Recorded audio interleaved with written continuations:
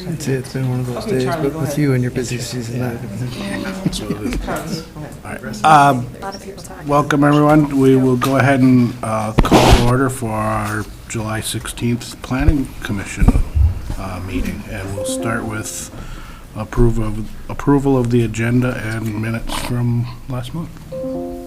I'll approve. Motion to approve. Second. All in favor? Aye. Opposed? And hearing none. We'll start with North Country Cottages, 2025-7 IUP. Neva. Thank you, Mr. Chair. This is a 2-year interim use permit for a mobile food unit at 4210 West Highway 61 in Lutzen, zoned resort commercial residential. The applicant's property includes 4.05 acres. The parcel is entirely within the resort commercial residential zone district. Cook County zoning ordinance does not specifically address mobile food units or food trucks. As such, this request is being considered under our catch-all provision under section 10.03D of the Cook County zoning ordinance. And this parcel is within the North Shore Management Zone of Lake Superior. For general project description, this 2-year interim use permit request is for a mobile food unit or a food truck to be located at North Country Cottages property.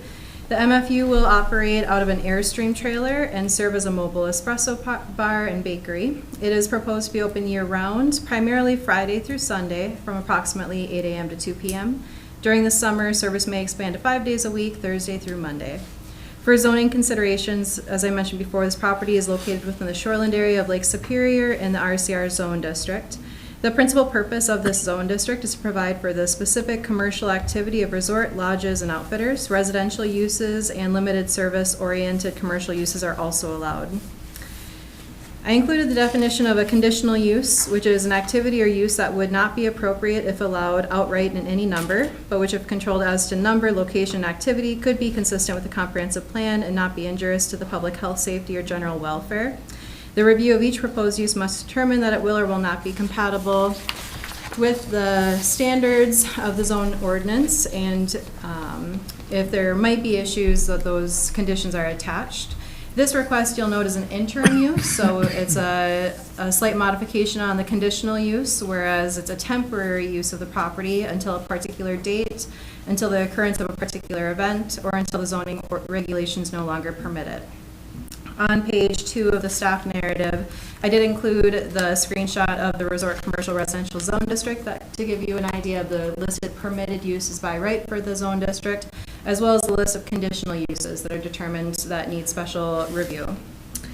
I did include, I think, as we consider this request and food trucks in general, in the RCR zone district, it's worthwhile noting that permitted use number 4 lists grocery, restaurants, laundromats, general stores, gasoline sales, gift shops, marine sales and service, and bait sales where part of an established resort or lodging facility. Again, those are permitted uses in the RCR, and that was kind of the closest use that seemed to resemble what a food truck might be in this circumstance. So again, the zoning ordinance doesn't currently address mobile food units, whether for short-term use or long-term placement as proposed in this case. Staff have determined that mobile food units intended to remain on a property for an extended duration are most appropriately reviewed as an interim use permit within the RCR zone district. MFUs are distinct from traditional restaurants due to their temporary nature and associated considerations such as water supply and wastewater management. On the bottom of page 3, I outlined the requirements for conditional and interim use permit reviews. For background, the North Country is a permitted use resort with a gallery and rental units. The food trucks proposed to be located along the eastern property line in a current turnaround area and will be visible to Highway 61. This area is along Highway 61 corridor that includes a mix of single-family residential zoning and resort commercial residential zoning. The zoning map with the subject property noted is in figure 2 of the staff narrative. For site conditions and considerations, for septic, the application states that gray water will be disposed at proper sites and an outhouse is present on site for guests and staff to use. I did include an updated memo from Mitch Everson, the Cook County Environmental Health Officer, in the agenda. I think that got added on Monday of this week, so I hope that you did all see that. Mr. Everson identified kind of an option for the applicants to use that would comply with the septic regulations, and we can review that in greater detail if you need. Impervious surface coverage, wetlands, and slope are not issues, neither is noise or lighting. There is safe access from Highway 61, and there is parking on site.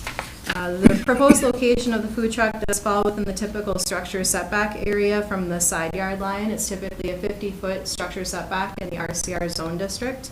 However, because this is a temporary use under an interim use permit and the food truck is not intended for habitation like a recreational vehicle, staff recommend addressing the setback through permit conditions to ensure the abutting property owner is aware of this use and doesn't have an issue with that. For public noticing, I should have added, figure 4 of the staff narrative identifies the property line. So if you're looking at figure 4, the food truck is highlighted yellow, kind of in that turnaround area, and the property line is sort of identified with a kind of white hashed line running north-south over on the east side of the property. For public noticing, the application was legally noticed in the Cook County News Herald on June 20th. 18 letters of notification were sent to adjacent property owners, as well as county departments, the North Shore Management Board, and the DNR hydrologist. No written comments were received by our office during that written comment period. For staff consideration for facts and findings, staff proposed the following. The 2-year interim use permit for the food truck is well aligned with the permitted uses in the RCR zone district and the current use of the property. The 2-year interim use permit for the food truck is well aligned with current use of the property, and compatibility with the budding property owner will be addressed in the conditions of approval. The use is aligned, only proposed to be for a 2-year period and can be reassessed for possible renewal before the permit expires. And food trucks, although not specifically addressed in the zoning ordinance, can be similarly thought of as similar to other uses identified in the RCR zone district, where part of an established resort that I mentioned earlier. However, processing them as an IUP when placed on the property for an extended period of time allows the county to consider potential impacts to neighboring property owners and mitigate those impacts through conditions. I did include a photo of the site in figure 5 that shows the approximate area in that little cul-de-sac spot there for parking. For staff recommendation for consideration, the proposed use appears non-problematic with surrounding land use patterns and zoning. The Planning Commission should consider the potential findings listed in the staff narrative and modify or amend or adopt as they determine appropriate after the public hearing for recommendation to the Cook County Board of Commissioners. For possible conditions for consideration, there's 2. The first, all local, state, and federal regulations must be adhered to. This would include a license with the state of Minnesota, the property to be in compliance with the state septic regulations, and then we would defer to the environmental health officer's memo and maybe update that condition to be more accurate with that. The property shall remain in compliance with the Cook County zoning ordinance for structure placement if there are any structures. So like any decking added to the mobile food unit would need to meet setbacks because decks need to meet structure setbacks. And then any signs that might be placed will need to be reviewed and be sure that they're in compliance with the Cook County sign ordinance. The second condition, the abutting property owner to the east of the property provides written consent for the food truck to be placed within the standard structure setback area, or alternatively, no comment opposed to the request could also be interpreted as consent. Further discussion by the Planning Commission can further explore this. And also I wanted to add, in addition to Mitch Everson's memo, there was a letter I was remiss to include from the Minnesota Department of Health, Sarah Bentz. And so in her comment letter, she included that, she said the following: the gray water would need to be properly disposed of and an improved water source provided for the mobile food unit. They could either connect to an approved well or bring water in from an approved source. The plans for the mobile food unit were approved by the Department of Health, but the unit has not been inspected or licensed yet. They are waiting for the owners to request a pre-opening inspection. As long as the property owner and county grant approval, MDH would have no issue with the unit staying in one location for more than 21 days if the above conditions are met. Thank you, Neva. At this time, I would ask if the applicants want to add anything to the narrative. If so, please state your name and address for the record. I'm Tyler Morris Reese. I am representing the applicant. We are Erratic Coffee Base Camp. We bring forth this application because we're excited to be part of the county. We've wanted to build a business for ourselves that can sustain living up here, and we think this is a good way for us to get started. Thank you. At this time, I'll open it to the public. Is there anyone that wishes to make a comment? If so, please step forward and state your name and address for the record. Hearing none, closing to the public and discuss as a board. What was the letter from Mitch? I can't find mine. Is it in here? For you if you'd like. Yeah, would you please, Nina? Yep. Mitch included a memo that said, having pressurized water for temporary proposed mobile food unit will require one of two things. The first would be a minimum of 500-gallon on-site or above-ground polyethylene holding tank, meeting all applicable setbacks and a service agreement with G&G Septic in providing the necessary maintenance. Or item B, a disposal contract from a local wastewater dumping station.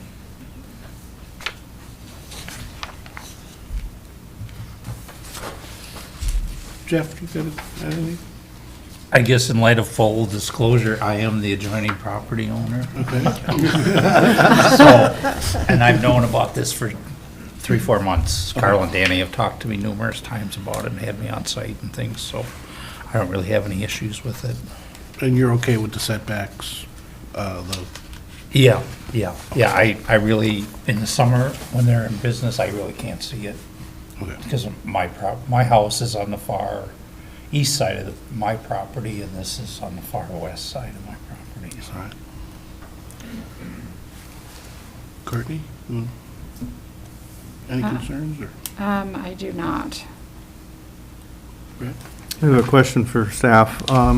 If they were to build a deck out in front of it, is the mobile food truck, if it's 8 feet and it's 2 feet off the property line, is it a 10-foot offset? It's a 50-foot offset for the RCR zone district. Oh, 50. Yep.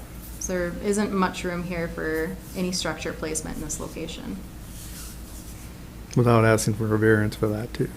And demonstrating a practical difficulty. Yeah. Yep, okay, good, that's helpful. Okay. Sheila? I don't have any other questions.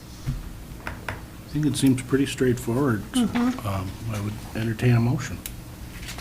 I would make a motion to approve it with the conditions. Did you say there was one that we needed to update? Is that C? I think it'd be wise to maybe update the language for the septic Oh, septic condition, B. as well as maybe talking with Jeff about condition number 2, and if we feel that's needed, or if that might be a part of the renewal review. So do we want to add to B, add Mitch's A and B? I think you could just strike the second sentence of item B, because what Mitch Everson's memo is doing is kind of saying what could be done to be in compliance with the first sentence of Okay. item B. Okay. And the first sentence says it has to be in compliance, so. Yep. Okay. And then in number 2, does anybody feel that we need to add anything in there?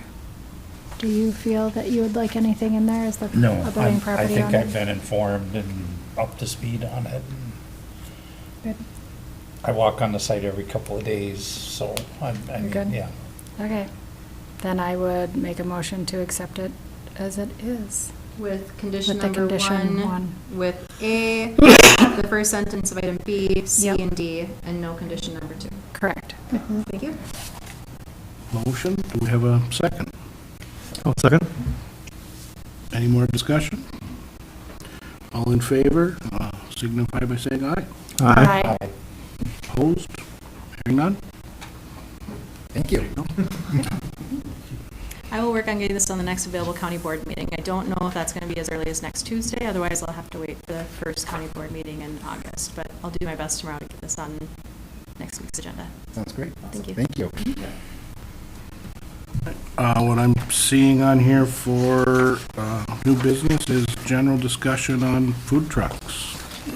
Right, so I'm the one who asked for it, and so I just noticed and have no problem with it, and with food trucks in general. This is not a look to restrict them, it's more along the lines of saying, do we have some things that we need to look into with respect to placement, opportunity, and so forth, as people start to expand on this. It seems to be expanding down in the cities. They're all over the place. And, nor are we trying to look to replace or substitute ourselves into anything that the health department's doing with regard to food inspections and septic and so forth, right? Those are there, but it's an example of where we may look at things where we have those interim use cases or starting to come up with guidance on it, because we're already distinguishing between someone putting up an RV to stay in for a period and then this, and the differences between those, and just whether or not we need to start looking at how do we set up guidance for that. So, for example, down at the Lutzen Resort where they had the fire 2 years ago, here's a food truck that's been sitting in that driveway for 9 months now. And, it's, like I say, it's, when they're open, of course, it's good food. I've had some of their stuff, so it's not a problem, but it's a sense of saying, do we need to come up with guidance for it? So like we were talking about RVs and after the fact uses. Is it still true, more of a question, when I put my RV on our property in 2009, had I removed it every winter and stored it somewhere else, I'd have never needed a conditional use permit to use it for months during the summer. I don't recall what your zone district is, Brad, so. Forest, Lakeshore Residential. I don't have that memorized. Okay. So. Well, that's what I was told at the time, because Okay. that's the permit process we went through, right? To that point, we did update the recreational vehicle regulations recently. Uh-huh. So I don't know if those regulation changes might have affected your particular circumstance or not. But if you're in a permitted zone district for recreational vehicles for Mhm. habitation, you don't need an RV license if it's coming off the property, throughout the year. So people coming up for hunting for the hunting season and it goes back home, they don't need a recreational vehicle. It's more Right. so a permanent placement, more or less, that's intended for. Right, that's what I understood too, was, I could use it for the summer, but if I would take it away during the winter or not leave it there. But since I didn't have a fifth wheel for moving that trailer, it was so I went for the conditional use permit and went that route.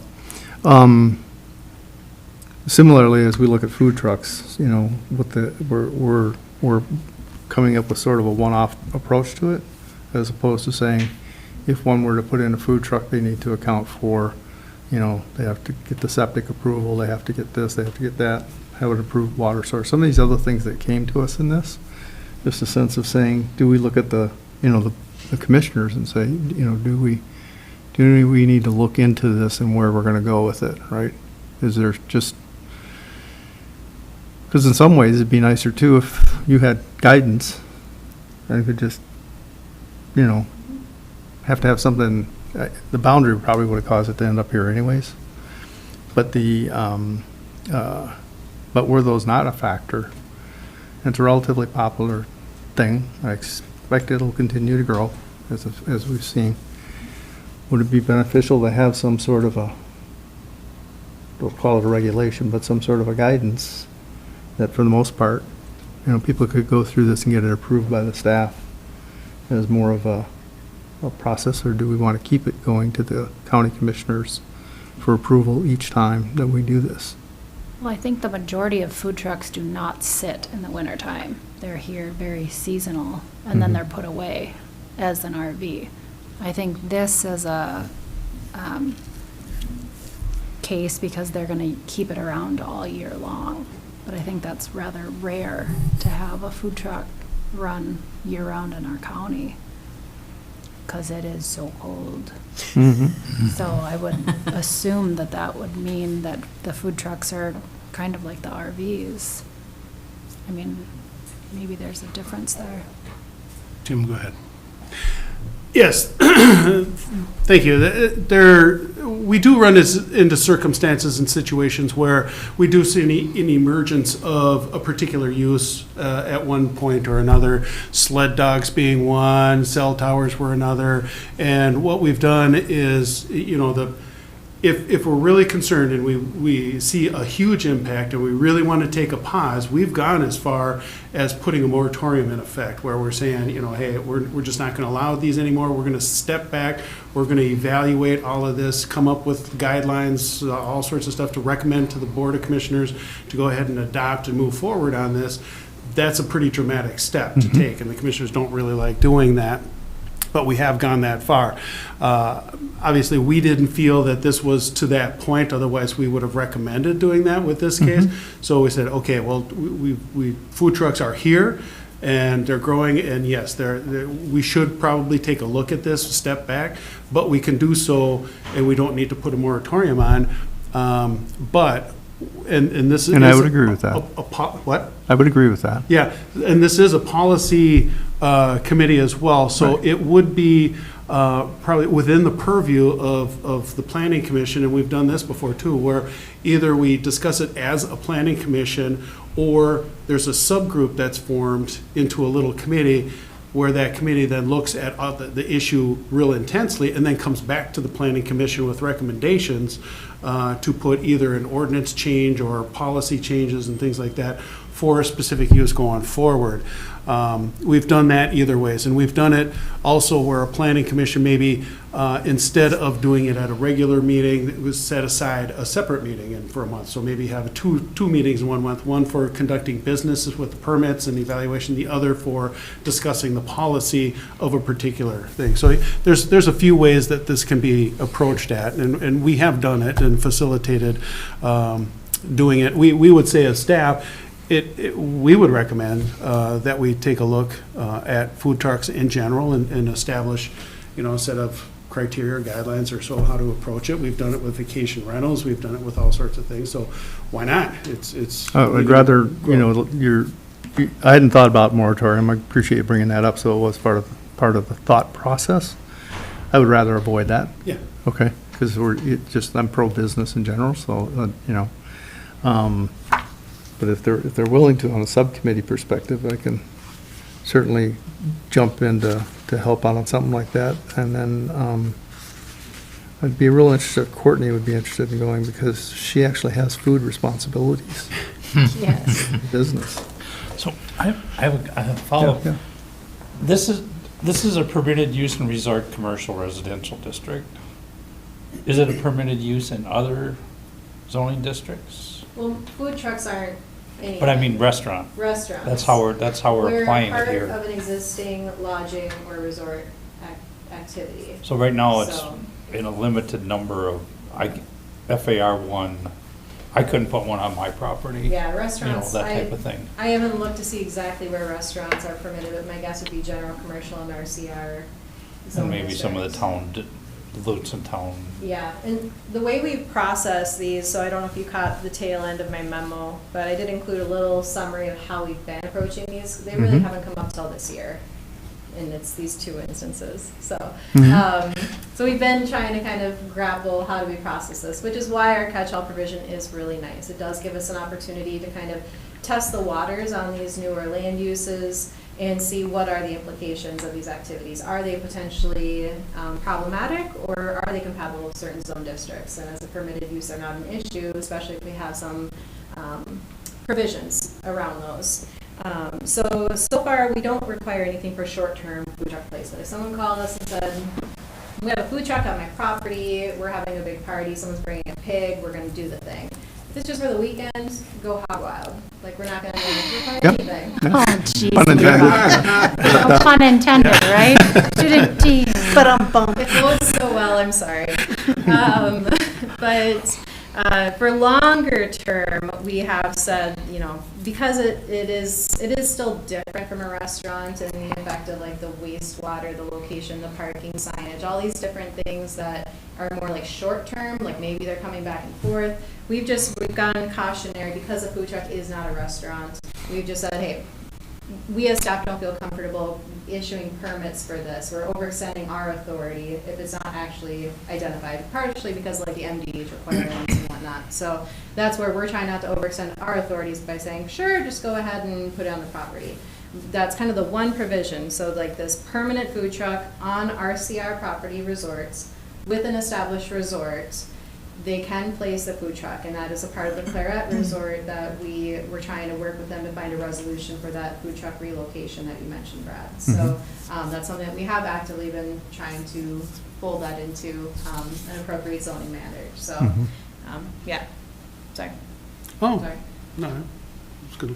It's just I'm the kind of going discussion I down wanted to have. So to dovetail into that, that's kind of a clear example. We have, you know, you cannot account in a zoning ordinance for every circumstance that's Sure. out there, otherwise we'd have 49 volumes of the zoning ordinance. So we do have room to be able to interpret based off of the definitions and guidelines that we do have and the language in the ordinance that we do have. And that's what we've been doing in this, is saying, okay, we're going to make this determination and doing it.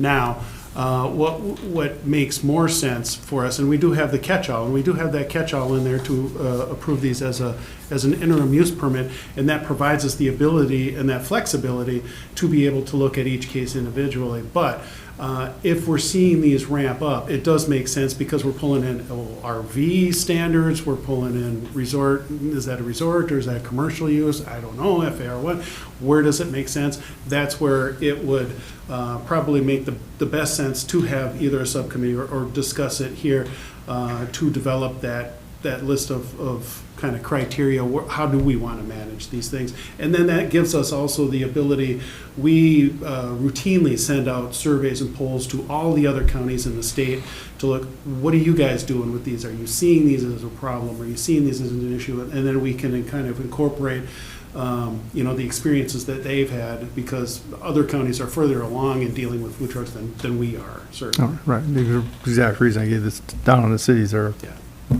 they're all over the place. Yeah.